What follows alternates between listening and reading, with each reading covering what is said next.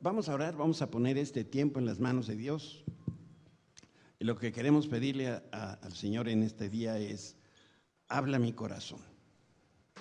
Si estamos aquí es porque Dios nos convocó, y si nos convocó es que hay un propósito, hay una razón. Y la razón, entre otras, es que hay algo que tú necesitas escuchar hoy de parte de Dios. Señor, nos ponemos en tus manos. Creemos en la obra sobrenatural del Espíritu Santo, capaz de la Biblia, de los pasajes que estaremos hoy considerando, el sustento, el mensaje que tú tienes para nosotros hoy. Permite, Señor, que no nos vayamos de este lugar a casa sin haber logrado ese propósito. En el nombre de Cristo Jesús. Amén. Déjenme leerles dos porciones de la Escritura. Salmo 44:3 dice: no fue con su espada que conquistaron la tierra, ni sus brazos fuertes les dieron la victoria. Fueron tu mano derecha y tu brazo fuerte y la luz cegadora de tu rostro que los ayudaron porque los amabas. Y 1 Juan 5:3-5 dice: amar a Dios significa obedecer sus mandamientos, y sus mandamientos no son una carga difícil de llevar, pues todo hijo de Dios vence a este mundo de maldad y logramos esa victoria por medio de nuestra fe. ¿Y quién puede ganar esta batalla contra el mundo? Únicamente los que creen que Jesús es el Hijo de Dios. Y eso es lo que el Espíritu quiere decirnos esta mañana, para tenerlo presente al estar escuchando la reflexión de hoy. ¿Estás cansado? ¿Te sientes agotado? ¿Te vas a dar ya por vencido? ¿Vas a dejar de luchar porque lo único que has logrado es apenas mantener la cabeza a flote? ¿Ahora sí te vas a rendir? Si respondes que sí, entonces tengo, dice Dios, buenas noticias para ti. Tu batalla no la puedes ganar por ti solo. ¿Y sabes por qué? Porque yo conozco tus debilidades y conozco tus fragilidades.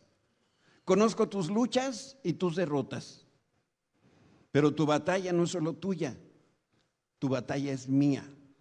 Y como la batalla es mía, la victoria ya está ganada. Guarda este pensamiento en tu corazón.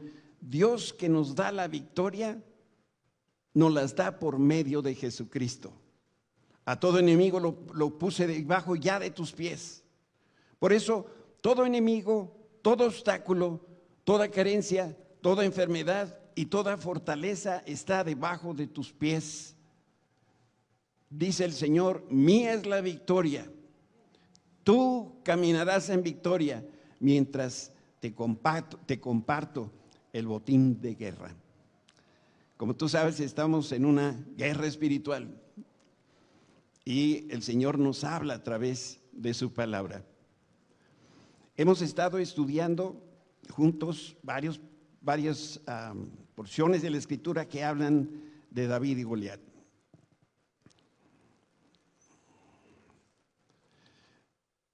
Y lo que hoy quisiera comentar contigo y reflexionar juntos es qué clase de estrategia es la que se necesita para ganar esta guerra. Y en la reflexión de hoy voy a intentar responder dos preguntas: ¿por qué estoy vivo? ¿Y qué es lo que demanda Dios de mí? Cuando nosotros logramos descubrir el propósito de Dios para nuestra vida, también vamos a descubrir que mi destino y tu destino se rubricó en el infierno. Cuando comprendes el enorme propósito que Dios tiene para ti y para cada uno de sus hijos, estoy seguro que te vas a sentir muy animado, pero es igual de importante que tú te des cuenta de lo siguiente: si estás convencido que tu vida tiene un destino eterno, como lo tuvo en el caso de David, entonces debes entender que tu nombre se conoce en el infierno. Soy re feo, ¿verdad? Pero esto es cierto.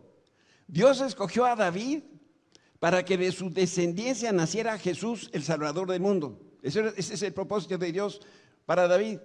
Sin embargo, Satanás hizo todo lo posible por impedírselo. Y yo te pregunto, si tú conoces la historia de David, ¿quién ganó al final esta guerra? ¿Dios o Satanás? Dios la ganó. Por eso es importante que tú tomes nota, que si Dios tiene un plan para ti, y si lo tiene, entonces tu vida es muy importante para el reino de Dios. Es importante para que se extienda el reino de Dios, y al mismo tiempo existe un espíritu maligno que está asignado para destruir tu vida y tu ministerio. Tú tienes un propósito de Dios. Algunos ni siquiera saben qué es su propósito, y esa es quizá la mayor tragedia, que pasa el tiempo, pasan los días y no descubres para qué estás vivo, para qué estás aquí. Y cada vez que lo digo, luego me regañan en la casa porque dice que suena muy feo. Pero si mañana tú te levantas para ir a trabajar, eso no quiere decir que estás cumpliendo el propósito de Dios para tu vida. Dices, es que yo soy contador y estoy haciendo la contabilidad. Pues sí, esa fue tu elección, te metiste a estudiar contaduría, tomaste ese trabajo, pero ese es el propósito de Dios. Esta mañana quiero hablarte muy brevemente, antes de entrar en la estrategia, de lo que la Biblia reconoce como un espíritu familiar.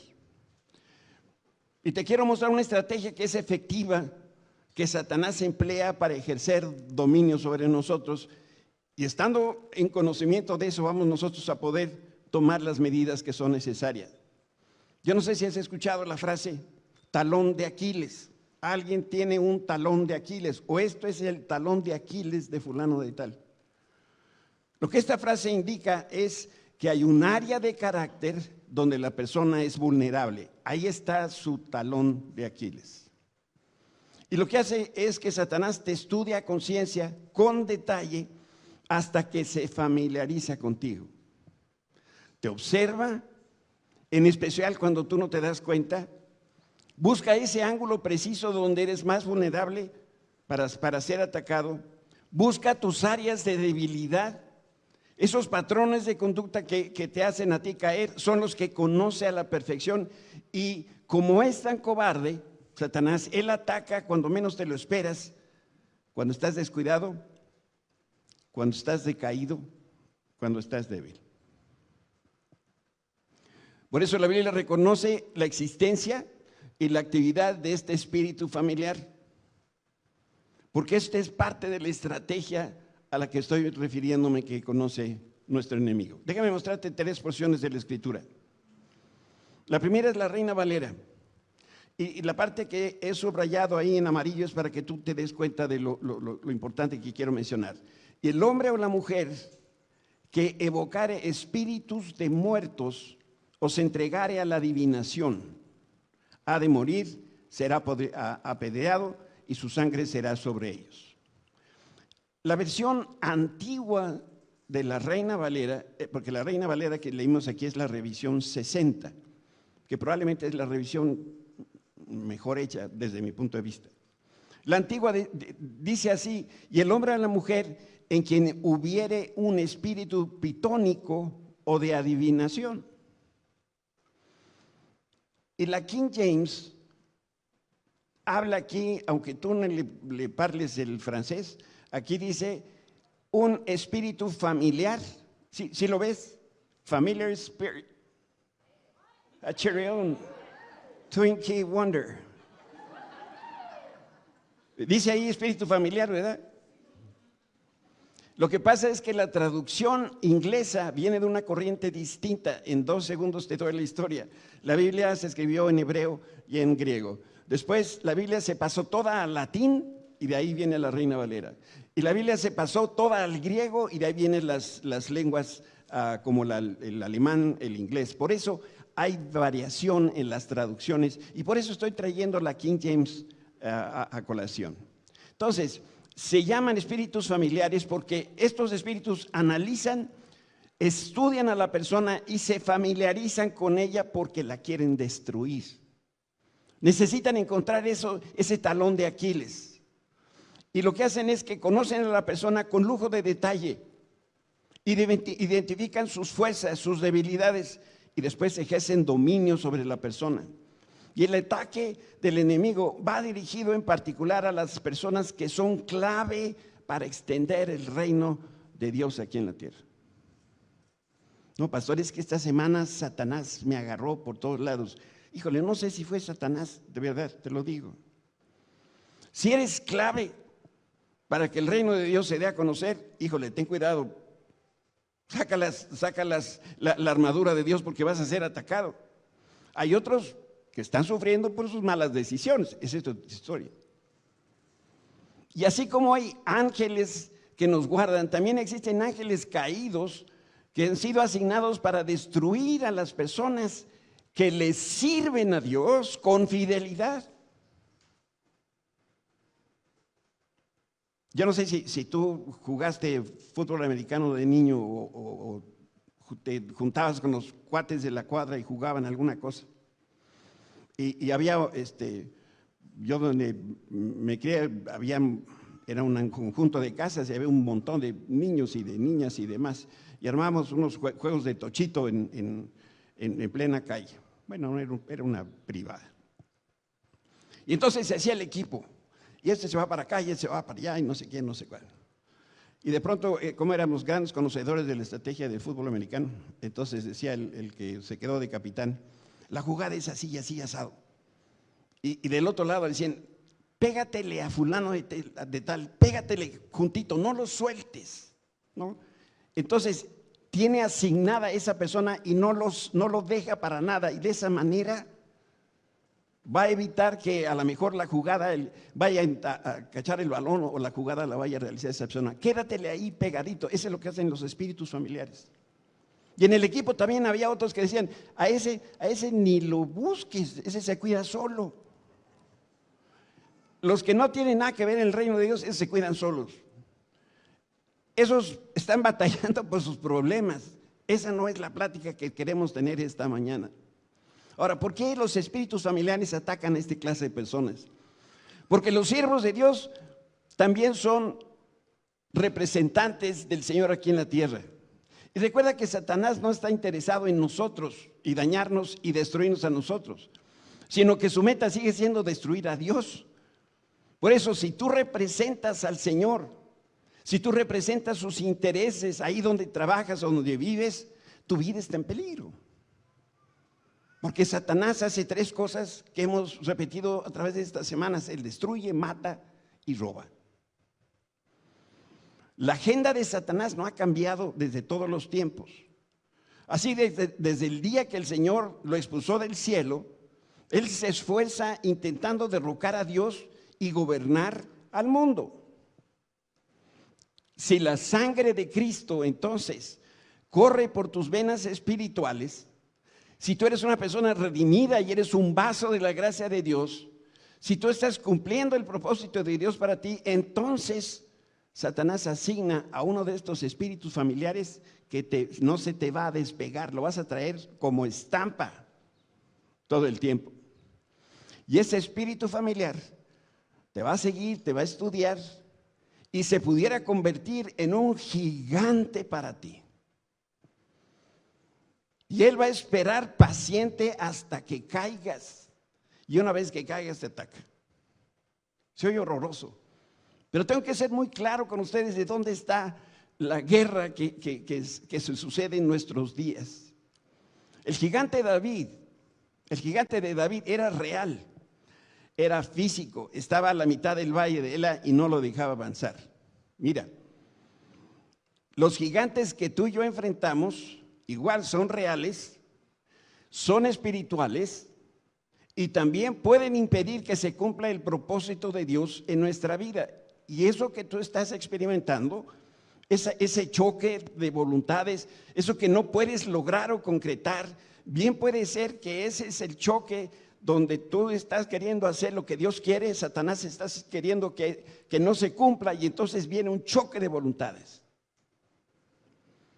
Por favor, piensa que lo que estoy diciendo es esto, que tu enemigo y el mío nos conoce tan bien, que nos ha mantenido a raya y no nos ha dejado avanzar. Y cuando un espíritu maligno nos identifica, donde encuentra esa vulnerabilidad, nos ataca justo en esa área. Y esto explica por qué siempre pecamos de lo mismo. Ni siquiera somos creativos para pecar de otra cosa. Ahí va, como dice el refrán, la burra al trigo. Piensa en tus pecados y te vas a dar cuenta que pecamos siempre de lo mismo. Mira, yo he hecho llamados y la gente viene y se para aquí y ora y demás, y le digo, deja aquí tus cargas, deja aquí tus pecados, y se van, y al domingo siguiente volvemos a hacer el llamado y vuelven a pasar al frente. Digo, ¿qué se habrán llevado otra vez los pecados?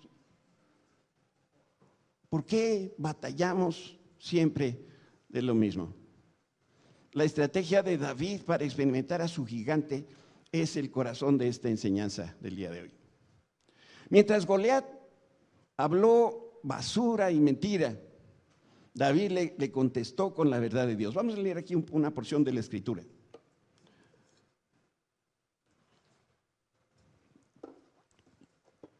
Primero Samuel 17:40. David tomó 5 piedras lisas de un arroyo y las metió en su bolsa de pastor.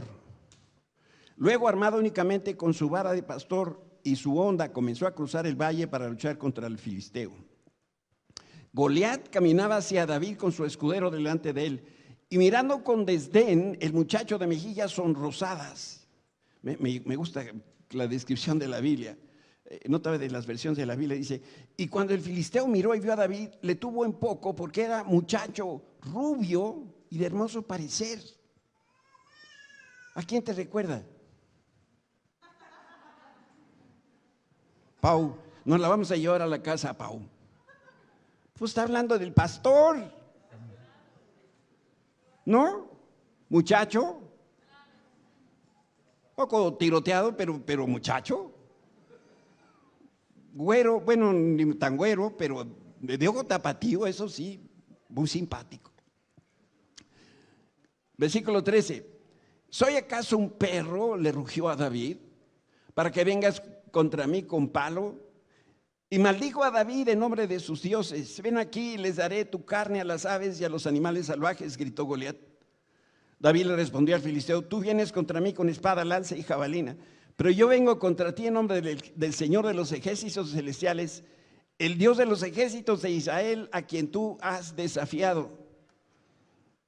Hoy el Señor te conquistará y yo te mataré y te cortaré la cabeza, y luego daré los cadáveres de tus hombres a las aves y a los animales salvajes, y todo el mundo sabrá que hay un Dios en Israel. Todos los que están aquí reunidos sabrán que el Señor rescata a su pueblo, pero no es con espada ni con lanza. Esta es la batalla del Señor y los entregará a ustedes en nuestras manos. Dice otra de las versiones de la Biblia, y sabrá toda esta congregación que Jehová nos salva con espada y con lanza, porque de Jehová es la batalla y Él os entregará en nuestras manos. Comenté que una estrategia que emplea Satanás para derrotarnos es a través de espíritus familiares. Pero ahora te voy a mostrar la estrategia que tuvo David para ganarle a sus gigantes. Primera estrategia.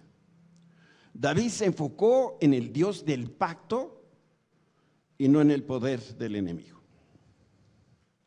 Las declaraciones de David son bien poderosas porque se centran en Dios, se enfocan en Dios. Déjame decirte lo que David le dijo. Mira, le dijo, yo vengo a ti en el nombre de Jehová Sabaoth, el Dios de los escuadrones de Israel, a quien tú has provocado. Centrado en Dios, le dijo, yo vengo a ti en el nombre del Señor Todopoderoso, el Dios del ejército de Israel. También le dijo, hoy mismo el Señor te entregará en mis manos. ¿En quién se está enfocando David? ¿En su problema o en Dios? En Dios. El Señor salva sin necesidad de espada ni de lanza. La batalla es del Señor y hoy Él te entregará en mis manos. La primera estrategia entonces para vencer a nuestros gigantes es: no te fijes en el gigante, fíjate en el Dios que va a vencer al gigante. No te quejes del problema, enfócate en el Señor. Para estar a tono con las circunstancias, esta semana amanecí con herpes. Y tardamos unos días en saber qué era el asunto que estaba afectando la salud. Y entonces fueron unos días medios complicados, ¿no? Y el peligro de estas cosas es que te enfocas pues en el problema que tienes. Nunca me había dado uno de estos asuntos y te duele todo por todos lados, y entonces por eso es lo difícil de encontrar, ¿no? ¿Dónde está el problema? Y lo que Dios nos enseña y nos quiere enseñar ahora es que no te fijes en esto, no te fijes en la enfermedad, no te fijes que no tienes dinero, no te fijes en el problema en donde te encuentras en este momento, porque lo único que nos hacemos es recreándonos, como gozando pues de lo mal que estás. No lo niegues, porque pues, no estamos para saberlo, pero tengo toda la espalda así como bonita de colores y de formas, ¿no? Enfócate en el Señor. La segunda estrategia de David. David creía con todo su corazón, él tenía fe que le podía ganar al gigante. Si tú no crees que puedes ganar, ya perdiste. Si de entrada frente a esta cosa dices, esto no puedo, ya regrésate a tu casa, ya perdiste la batalla. David sabía sin lugar a dudas que su destino era derrotar y exterminar al enemigo. Por eso no se podía dar el lujo de decir renuncio por mis propios intereses. ¿Cómo ponen cuando la gente renuncia? Por convenir a mis intereses. Pues no. ¿Cuáles intereses? David tenía un solo interés: derrotar al enemigo. Ahí es donde se ve la fe. Fe es la confianza de decir, Dios va a hacer que esta enfermedad desaparezca. Ahí es donde está mi enfoque. Por eso te quiero dar un consejo. Nunca vas a poder derrotar a tus gigantes a menos que tengas la convicción de que en Cristo tú los puedes derrotar. Convicción quiere decir, estoy plenamente seguro.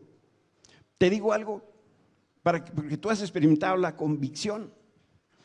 Dime si alguna vez en la noche, por ahí de las 2, 3 de la mañana, has despertado así sudoroso y tembloroso de la voz diciendo, no sé si soy suizo o alemán o francés. ¿Verdad que no? ¿Por qué? Porque tenemos la convicción de que somos ¿qué?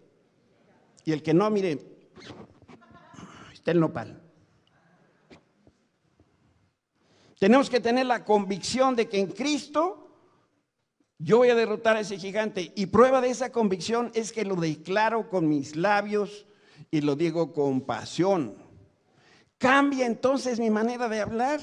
No me quejo, sino que empiezo a hablar del triunfo que Dios va a dar a través de lo que Él está haciendo. Pablo lo decía de esta manera: todo lo puedo en Cristo que me fortalece. Y la pregunta es si tú y yo podemos decir lo que Pablo decía con convicción.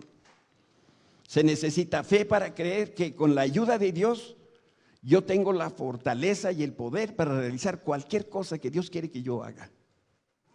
Y si no tenemos la fe para creer, debemos abrir los oídos espirituales cuando se predica la palabra. Algunos, dice el autor de los Hebreos, algunos de las personas que conocieron a Cristo se han debilitado porque dejaron de escuchar la palabra predicada, que es la que produce la fe.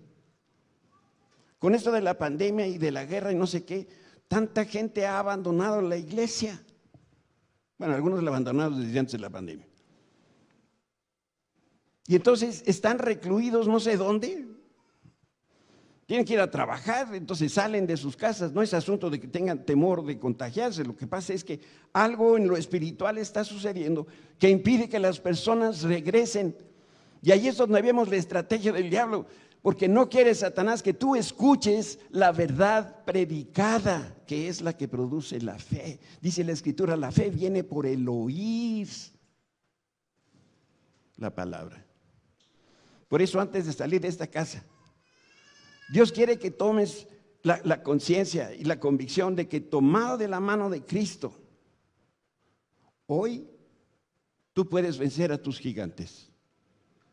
Decía Susi con mucha oportunidad esta mañana, no estoy diciendo hoy porque quiero manipular a Dios, es que hoy lo digo con la convicción de que si yo creo lo que Dios nos está diciendo en esta hora, entonces también creo que Dios me va a dar la victoria. Y Dios no tiene tiempo para eso y lo puede hacer hoy mismo si Él quiere. La tercera estrategia. David se comprometió su vida a Dios hasta el último de sus días. Perdón. El compromiso de David con el Señor no se iba a afectar por nada, ni por la derrota, ni por la victoria. Lo único que le importaba a David, era el pacto con Dios y la relación íntima que tenía con Él. Y te digo, Pablo también pensaba como David. Él escribió a los romanos, las Escrituras dicen, por tu causa nos amenazan de muerte todo el tiempo, nos tratan como a ovejas de matadero. A pesar de todo, nuestra victoria es absoluta gracias a que Cristo nos amó. Y lo que esta cita bíblica dice, y lo que David hacía, es que tomados de la mano de Jesucristo, la victoria y todo lo demás pasa a un segundo término. A ver, quiero que me entiendas bien, porque luego dices que el pastor dijo. Te voy a decir lo que dijo el pastor. La victoria al final no es importante. Si pierdes, no es importante. Lo importante es la relación que nosotros tenemos con el Señor. Esa no se acaba, esa permanece por la eternidad. Dios nos quiere dar la victoria, y si no llega la victoria, de cualquier manera mi fe se ha establecido, está sólida en Jesucristo. Le decimos nosotros que le hemos entregado todo a Cristo, ¿verdad? Tu vida se le entregaste a Cristo, pues también las victorias entrégaselas a Cristo. Y si viene la victoria, pues gloria a Dios. Y si no viene la victoria, pues gloria a Dios de cualquier manera. Por eso es que somos más que vencedores. Eso significa la frase que está en la Escritura. No es que vamos a ser recontravictoriosos. Es que no importa el estado, no importa la condición. Lo importante es que establecemos nosotros esa relación con Cristo y todo lo demás quedó en el siguiente plano. Déjame hablarte de la cuarta estrategia de David. Parece que voy rápido, pero luego les digo quién me viene correteando. David confrontó al gigante. Tarde o temprano, todos llegamos a un momento de nuestra vida que debemos confrontar al gigante. Algunos son hermosos porque le dan de vueltas y vueltas a la cosa cuando tienen muy claro lo que tienen que hacer, más que no lo quieren hacer. La mayoría huye cuando se da cuenta que el agua le está empezando a llegar a los aparejos. Miren, yo no soy caballero de a caballo, pero cuando el agua sube en un río y llega a los aparejos, ahí es cuando muchos empiezan a decir, caray, la cosa se está poniendo rete fea. Pero todos tenemos que reconocer que huir del problema no es resolver el problema. Te recuerdo la escena que hemos considerado durante varias semanas. Goliat estaba amenazando a Israel. Goliat amenazaba al ejército de Israel durante 40 días y 40 noches. El temor había paralizado a Israel. Y entonces salía este gigante y los insultaba. Y ahí estaba el rey, y el rey estaba atemorizado y no salía. Nadie se atrevía a responder la agresión.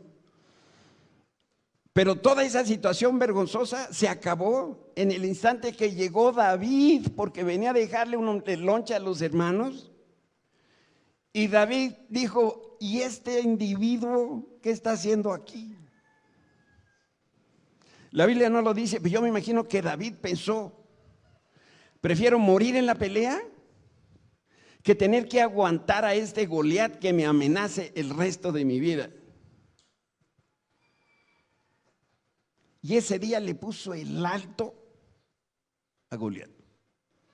Y algunos tienen que tomar ya la decisión hoy. Hoy es el día que le pongo alto a Goliat.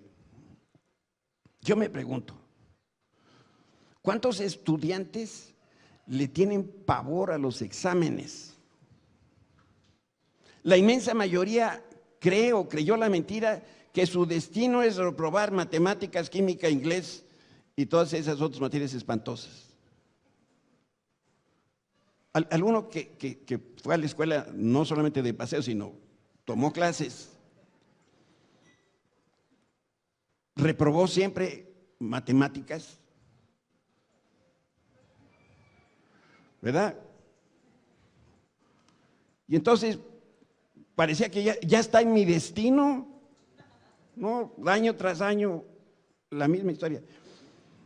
Desde primero de secundaria pasé matemáticas, segundo, tercero, cuarto, quinto y sexto reprobé matemáticas con el mismo maestro.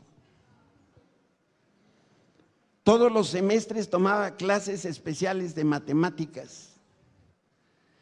Y llego al sexto y en la final otra vez repruebo matemáticas. Y me dice el profesor: oye, Gómez, ¿qué vas a estudiar, hermano? Y en ese momento creía que yo para leyes, le dije: pues yo creo que voy a ser abogado. Ah, no vas a necesitar números. Me puso 6. Me pasó. ¿Cuántos están convencidos que nunca se van a casar? O ya están convencidos que su matrimonio será un fracaso. ¿Cuántos prefieren morir porque creen que su destino es vivir en pobreza, en soledad, en depresión? ¿Cuántos se sienten tan angustiados y ansiosos que no se atreven siquiera a salir a la calle, a subirse a un elevador o a un avión porque tienen temor a un ataque de pánico? Y quizá algunos de estos ejemplos te hagan reír, pero la verdad es que el temor no es nada gracioso, el temor es espantoso. ¿Qué hizo David con el temor que seguramente ha de haber experimentado? Para empezar, confrontó a su gigante. Decidió no vivir atemorizado. Él no se escondió, prefirió morir intentando derrotar al gigante que no hacer nada. Y voy a decir aquí algo bien profundo y pudieras no estar de acuerdo conmigo. Pero yo creo que es mejor empezar la dieta el lunes y romperla el martes de todas las semanas que empezar a comer hasta reventar. Tú no tienes problema con sobrepeso, yo sí. Yo tengo la opción de decir: mañana, ¿qué creen? Mañana es lunes. ¿Y qué hago todos los lunes?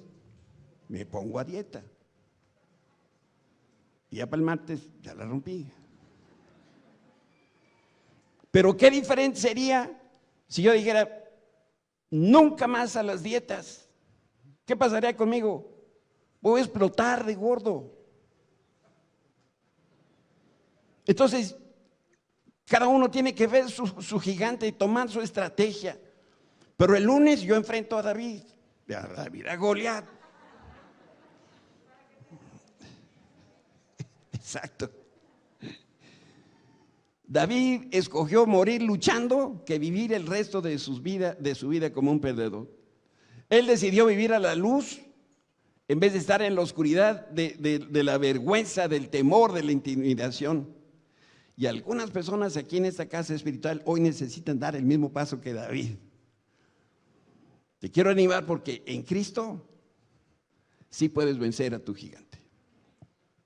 No le he vencido yo, pero no dejo de intentarlo. Esta estrategia es sumamente importante. David creía que había mucha vida después del gigante. Déjame decirte qué es lo que trato de decir con esta frase. Algunos están tan concentrados en su gigante, en su problema, que no ven más allá del problema. Y no se han dado cuenta que después del gigante, es decir, nada más pasandito el gigante, ¡puf!, hay mucha vida. Pero no alcanzan a ver esta situación. Y este es otro de los secretos de David que le permitió alcanzar el éxito. Y Dios quiere que conozcas que detrás de Goliat te espera una vida abundante, pero no la puedes disfrutar hasta que no vences a tu gigante. Muchos están tan preocupados por sus afanes, están tan atados a sus cadenas que ya perdieron la brújula. Dicen los psicólogos que esto es como la esquizofrenia. Ya no ven la realidad, solamente ven el problema, ven el gigante y no se han dado cuenta de la vida que Jesucristo prometió darnos. Dice, en la vida tendrán aflicciones, yo voy a estar con ustedes, yo les voy a dar una vida plena, dice Jesús. Estos son algunos de los gigantes: la enfermedad, los hijos desobedientes o perdidos, el matrimonio roto, la insatisfacción en la vida, la soledad, la pobreza, la falta de recursos, la depresión, las deudas. David se dio cuenta que existía otra realidad más grande detrás de sus problemas. Y con los ojos de la fe y con la certeza de poder confiar en Cristo, David vio la inmensidad de las bendiciones que había detrás de su gigante, y para disfrutar la herencia, lo único que tenía que hacer David era vencer. Por eso, con entusiasmo, él luchó y ganó. Y la última estrategia: David tenía la naturaleza de exterminador de gigantes. David dio pasos concretos y determinantes, y estos se los voy a enumerar, los pasos que dio David. Él arrojó una piedra y le dio al gigante en la frente. Se fijan que David no le pidió a Dios: Señor, ahí te dejo esta piedra, te encargo, tírale al gigante y mátalo. No. Él tomó su parte. La piedra atarantó al gigante y lo tiró al suelo. Y antes que Goliat recobrara el sentido, la fuerza para levantarse, David tomó la espada de Goliat y ¡cuas!, le cortó la cabeza. Después David anduvo paseando la cabeza de Goliat como un símbolo, como una representación de que Dios nos dio a Israel la victoria. Aquí está la prueba, aquí está. Y fue y se los enseñó a los filisteos, y fue y se los enseñó a los israelitas. Dice, no dice la Biblia, pero yo creo que también fue con Saúl y dijo: mira, burro. No le he dicho así, pero yo se lo hubiera dicho. Si el diablo te ataca a cada rato, no te quedes de brazos cruzados. Toma el ejemplo de David. No te dejes atemorizar por tu gigante. Llámale por su nombre. Seguramente es el espíritu familiar que te conoce rete bien. Haz frente al enemigo y en el nombre de Cristo expúlsalo de tu vida. De la vida de tu esposa, la vida de tus hijos, de tu familia, de tu trabajo. Ya sé lo que estás pensando: ay, pastor, ¿y cómo le hago? Mira, lo que te voy a decir no es una receta. Habla con fe y con confianza y di palabras similares a estas.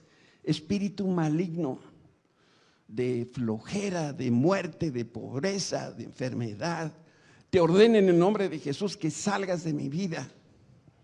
Renuncio a ti, rechazo tus seducciones. Te ordeno en el nombre de Cristo que ahora mismo te alejes de mi vida, de mi matrimonio, de mi familia. Y yo en fe me cubro con la sangre de Cristo y me apropio de la libertad y de la victoria que Jesús ya ganó para mí en la cruz. Y en ese nombre lo estoy diciendo y pidiendo. Amén. Si me ayudan allá atrás.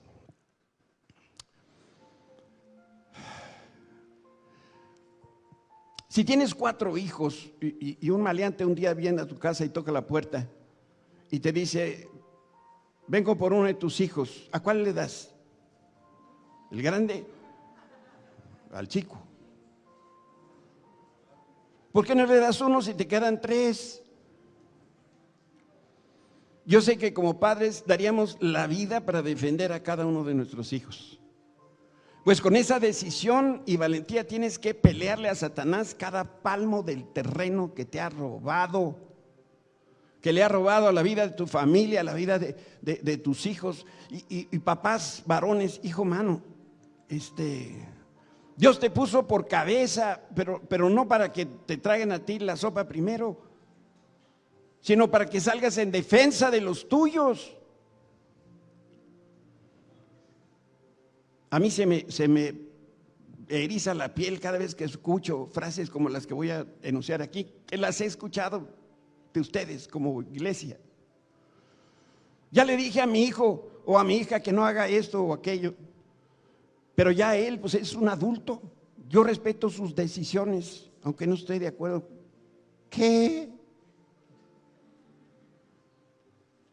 Si ya le dije, él es adulto. Otros dicen, ya le dije a mi esposo que viniera a Oasis a escuchar la voz de Dios, pero no quiere venir, pues él se lo pierde. ¿Qué? ¿Es suficiente eso? Mira, pastor, mi esposa ya perdió todo interés. Yo no voy a estar rogando. ¿Cómo? Pastor, yo ya no amo a mi esposo, no lo puedo ver como Dios lo ve. Mi matrimonio es un infierno, yo lo único que quiero es salir de ahí. ¿Qué estás diciendo? Tú tienes que pelear y seguir peleando. ¿No te das cuenta que el peligro está a la puerta de tu casa? Está amenazando a las personas que más quieres, y si tú lo dejas entrar va a arrasar con ellos. ¿No te das cuenta que estás pagando un precio muy alto para vivir en una supuesta tranquilidad? Como el avestruz, solamente has metido la cabeza en la tierra y no quieres ver lo que está pasando. Por eso ahora mismo lo que Dios nos enseñó hoy es: enfócate en Jesucristo y no en tu gigante. Comprométete con el Señor, cree de todo corazón que tomado en la mano de Cristo hoy vas a vencer. Enfréntalo. Dice la Escritura que el Evangelio hay que arrebatarlo. Y la misma Escritura dice: ¿quiénes son los que arrebatan el Evangelio? ¿Quiénes son? Los valientes. Los valientes son los que salen a enfrentar esta cosa. No quiero minimizar tu problema. Lo que te quiero es animar a que lo confrontes y sigas la estrategia que siguió David. Pero el primer paso es declarar como David: ese gigante a mí no me va a asustar, no me va a intimidar, lo voy a enfrentar.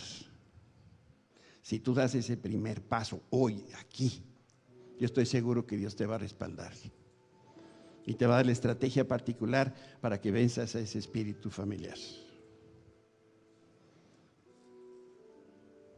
Yo quiero pedirles, si hay allí personas que están dispuestas a enfrentar, a confrontar, que vengas aquí enfrente.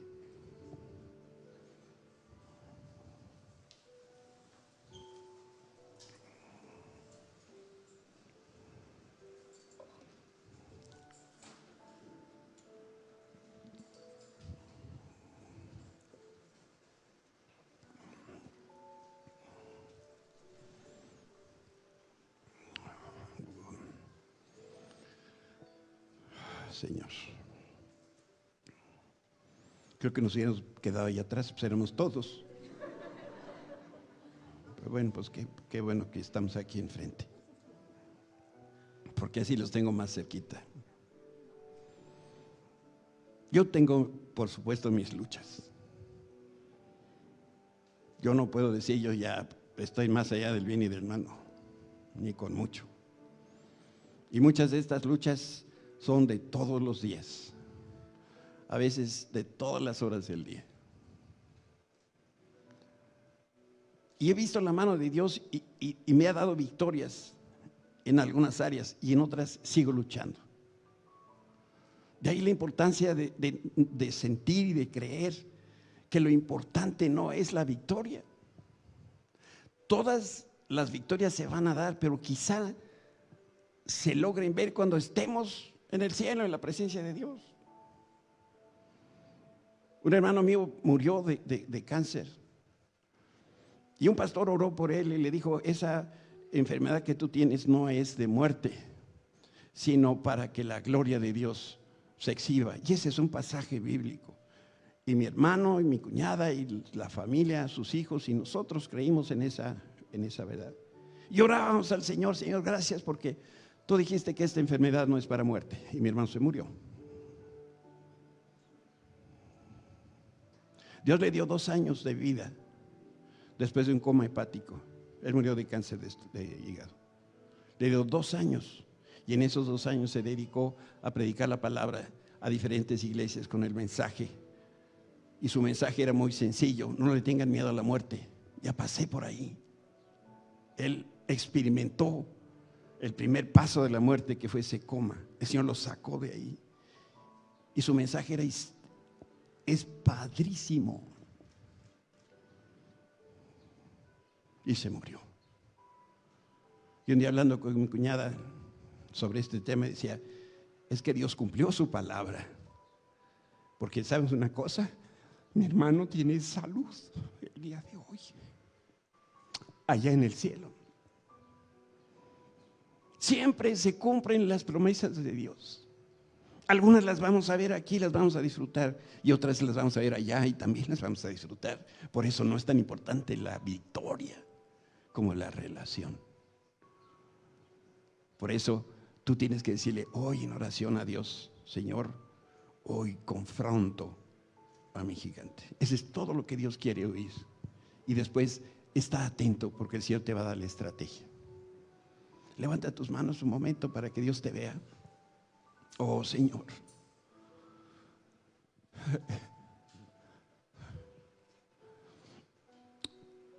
te necesitamos, Señor, de una manera tan real, porque sin ti nosotros no podemos vencer a nuestros gigantes. Lo hemos intentado, Señor, con nuestras fuerzas y hemos visto vez tras vez el fracaso. Por eso hoy queremos decirte: Señor, ya no más en mis fuerzas.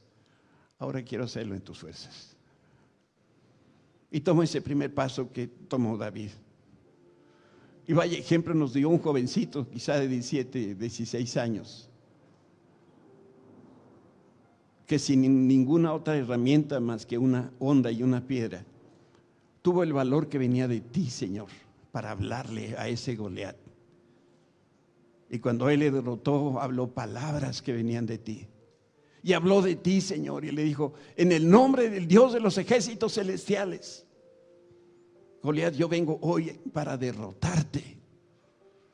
Y esa misma verdad hoy la repetimos, Señor, en la vida de cada uno de los que estamos aquí parados, Señor, empezando conmigo. Hoy hago frente a mis gigantes. Y en tu nombre, Señor, los voy a vencer.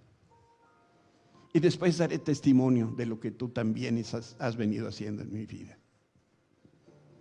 Señor, recibimos esta palabra, la tomamos como un bálsamo que viene de ti para nosotros. Y podemos regresar a nuestros hogares contentos de saber que hemos escuchado tu voz y que hemos respondido a tu llamado. Gracias, Padre, en el nombre de Jesús. Amén.